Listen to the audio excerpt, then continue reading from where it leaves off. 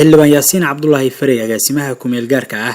ee hay'adda sirdoonka iyo nabad sugidda Soomaaliya oo howlo shaqo u jooga magaalada Dhuusamareeb ee caasimadda Galmudug ayaa maanta ka qayb galay munaasabad lagu furayay xafiisyada taliyaha qaybta guud ee ciidanka NISA ee Galmudug iyo xafiiska taliyaha caasimadda oo labadaba lagu sameeyay dayactir iyo qalabayn heerkoodu sareeyo.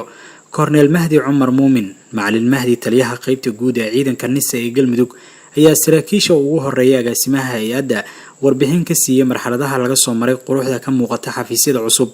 ee la furay oo uu sheegay in shaqadooda oo ahayd mid isku tashi ah oo hormuud ugu ahaa guud ahaan saraakiisha taliyaha ciidanka nabad sugidda Dhuusamareeb Dhamme Najiib Xirso Dhoore. xildhibaan yaasiin cabdullaahi farey agaasimaha kumeel gaarka ah ee hay'adda sirdoonka iyo nabad sugidda Soomaaliya oo soo dhaweeyay isbeddelka dhaqsida leh ee ka muuqda xafiisyada NISA ee Dhuusamareeb ayaa si gaar ah hawshan ugu amaanay saraakiisha hormuudka ka ahayd iyo guud ahaan bataliska qaybta guud oo la yimid tilmaamo uu sheegay inay yihiin kuwa lagu faani karo oo muujinaya dawladnimo ay ku wada dayan karaan qaybaha kale ee xafiisyada ciidamada. ku dhawaad muddo sanad iyo badh ah oo taliyaha qaybta guud ee ciidanka NISA ee Galmudug oo hogaaminayay Korneel Mahdi Cumar Muumin ayaa laga shaqaysiiyay dib u ballaarin iyo dardargelin lagu sameeyay ciidanka NISA ee Galmudug